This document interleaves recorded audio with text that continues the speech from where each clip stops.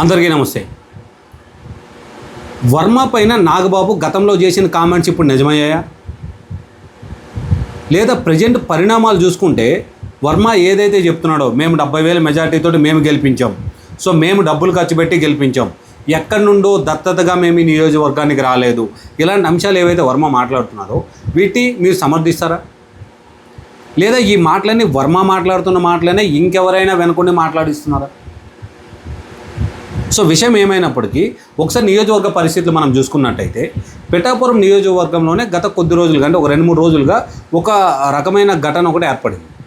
So కేవలం protocol issue అనేది ఒక దాన్ని తీసుకొచ్చి అది కాస్త ఎక్కడి వరకు వచ్చిందని అంటే మేమే గెలిపించాం, మేమే డబ్బులు ఖర్చు పెట్టాం, మీరే ఎక్కడి నుంచో ఎక్కడికి వచ్చారు, సో మీరు ఎక్కడి నుంచో ఎక్కడికి వచ్చి ఎక్కడ మీరు పెత్తనం చెల్లించడం ఏంటి, ఇలాంటి అంశాలు వర్మ గారు మాట్లాడారు.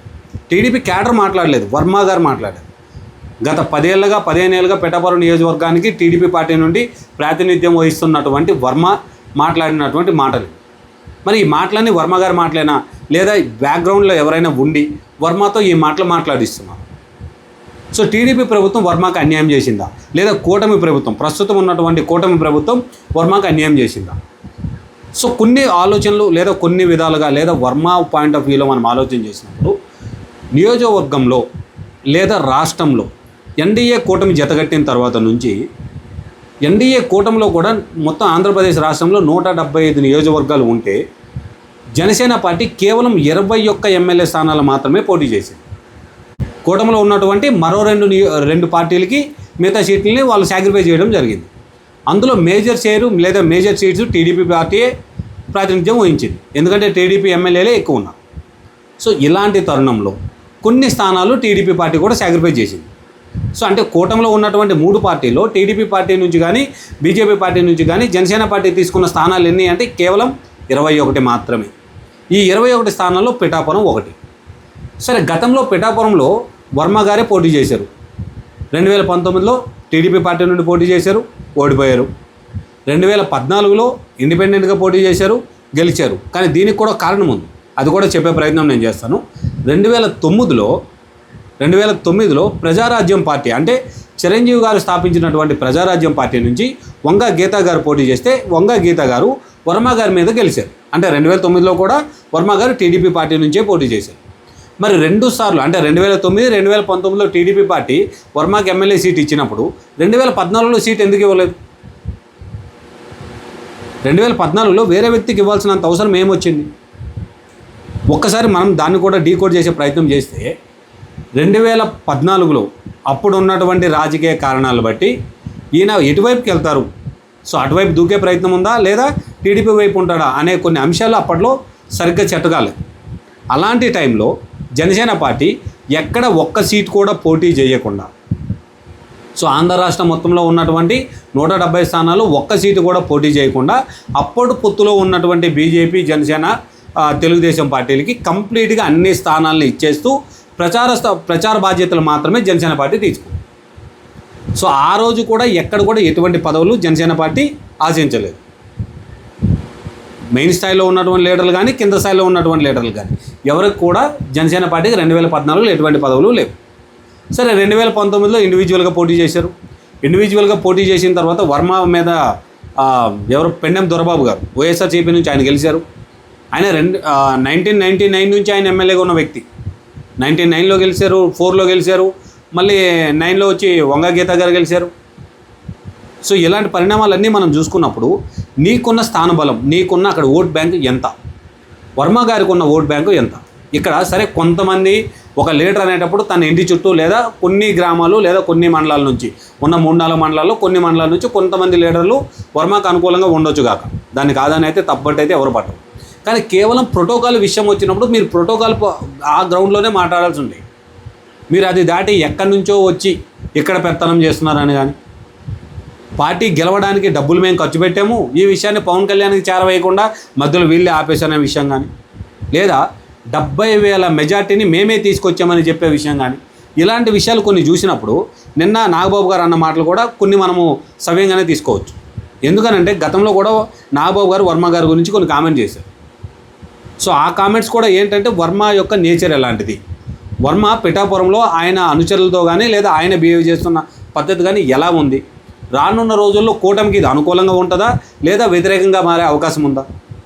ఇలాంటివన్నీ ఆలోచించినటువంటి నాగబాబు గారు గతంలోనే వర్మ గారి గురించి మాట్లాడడం జరిగింది. అయితే నిన్న జరిగిన సమావేశంలో కూడా నాగబాబు గారు క్లియర్గా ఒక అంశాన్ని అయితే చెప్పడం జరిగింది. కానీ అది పర్టికులర్గా వర్మని ఉద్దేశించి అని చెప్పి కొంతమంది పిఠాపురానికి సంబంధించినటువంటి టీడీపీ నాయకులు ట్రోల్ చేసే ప్రయత్నాలు చేయడాలు, సో వాళ్ళకి మద్దతుగా వైఎస్ఆర్సీపీ వాళ్ళు కాస్త మసాలా వేయడాలు ఆ కామెంట్స్ మీద, ఇలాంటివి కొన్ని జరుగుతున్నాయి. ఎందుకంటే వైఎస్ఆర్సీపీ అనుకూల మీడియాలో చూసుకున్నట్టయితే వర్మకి ఎక్కడ ఎటువంటి సంబంధం లేకుండా తీరని అన్యాయం జరిగిపోయింది, వర్మ రాజకీయ భవిష్యత్తు కోల్పోయాడు, ఇలాంటి అంశాలు వాళ్ళు ప్రస్తావిస్తున్నారు. సో అదే పిఠాపురంలో కూటమి ప్రభుత్వం వచ్చిన తర్వాత నామినేటెడ్ పోస్టులు కూటమి ప్రభుత్వం పిఠాపురంలో టీడీపీ నాయకులకి ఇచ్చింది. ఎమ్మెల్యే స్థానం మాత్రమే వాళ్ళు సాక్రిఫైస్ చేశారు, మిగతా అన్ని స్థానాల్లో కూడా టీడీపీకే బలం ఎక్కువ ఉంది.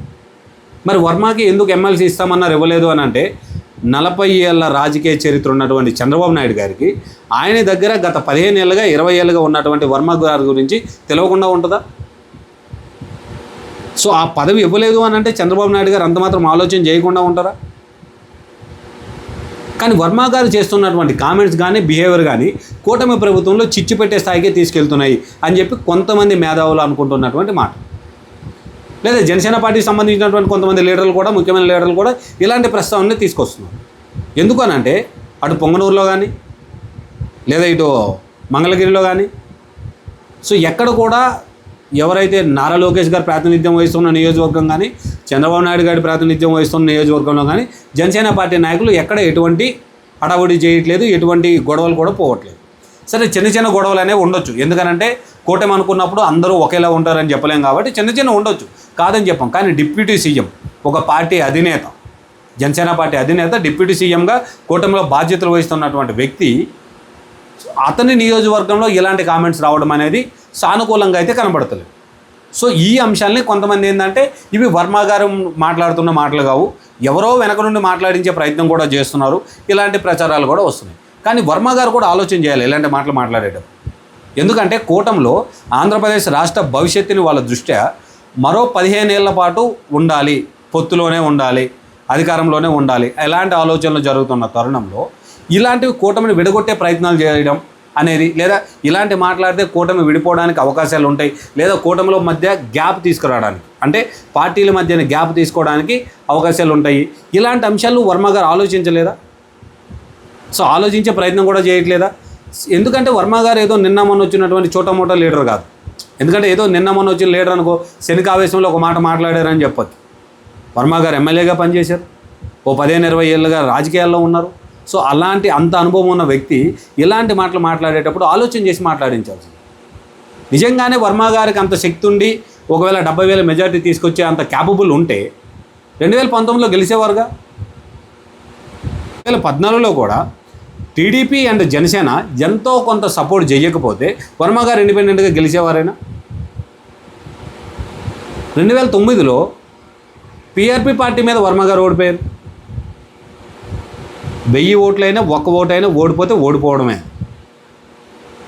సో వర్మ గారు ఇంత తెలివైన వ్యక్తి, ఇంత మేధాశక్తి ఉన్న వ్యక్తి, అలాంటి కూటమిలో ఉన్నటువంటి వ్యక్తి, రాజకీయంగా వేరే ఇతర కారణాల వల్ల లబ్ధి పొందుతున్నటువంటి వ్యక్తి కేవలం పిఠాపురం నియోజకవర్గాన్ని లేదా పవన్ కళ్యాణ్ గారిని టార్గెట్ చేసి ఇలాంటి వ్యాఖ్యలు చేయడాన్ని చాలామంది అయితే సహించుకోలేకపోతారు.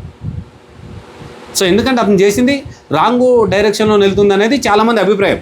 ఎందుకంటే రాష్ట్ర భవిష్యత్తుని ఆయన ఆలోచన చేయట్లేదు, లేదా జనసేన పార్టీ నుంచి ఏదో ఒక చిచ్చు పెట్టించాలి, లేదా ఏదో ఒక ఇష్యూ చేయాలనేది ఆయన చూస్తున్నారు. సో ఎందుకంటే నాగబాబు గారు పెట్టిన మీటింగ్లో కూడా కొంతమంది నాయకులు అడిగే ప్రశ్నలు చూస్తే వీటికే దారితీస్తున్నాయి. సో ఇవన్నీ విన్న నాగబాబు గారు ఒక విషయంలో కొంచెం ఫాస్ట్ ఫార్వర్డ్ అయ్యి ఒక మాట అనాల్సి వచ్చింది. సో మీ ఎమ్మెల్యే ప్రస్తుతం హాస్పిటల్లో ఉన్నారు కదా, ఆయన ఆరోగ్యం ఎలా ఉంది అని ఆలోచించే పరిస్థితి లేదా, ఎంతసేపు కంప్లైంట్ లేనా అని చెప్పి. ఎందుకు అని అంటే ఈ పర్టికులర్గా జరుగుతున్నటువంటి అంశాన్ని ఆయన ఇంకా పెంచి పెద్దగా చేసి అలాంటి ఆలోచన లేదు. వర్మకి నిజంగానే అన్యాయం జరిగింది అని అంటే కూటమిలో ఉన్నటువంటి ముఖ్య నాయకులు, టీడీపీ పార్టీ అధినేత చంద్రబాబు నాయుడు గారు కానీ, నారా లోకేష్ గారు కానీ వాళ్ళు ఖచ్చితంగా ఆలోచన చేస్తారు. వర్మకి ఎంతవరకు అన్యాయం జరిగింది, ఎంతవరకు న్యాయం జరిగింది అనేది వాళ్ళు ఆలోచన చేయకుండా అయితే ఉండరు. మన బిహేవియరే మనకి ఏదైనా తీసుకొస్తుంది. రైట్, వర్మ గారి బిహేవియర్ గురించి మీరేమనుకుంటున్నారు? నిజంగానే వర్మ గారు ఎలాంటి ధోరణిలో ఉన్నారా, లేదా వర్మ గారితో ఎవరైనా వెనుకొని మాట్లాడిస్తున్నారని మీరే అభిప్రాయపడుతున్నారు? మీరేమనుకుంటున్నారో కామెంట్ రూపంలో నాకు తెలపండి.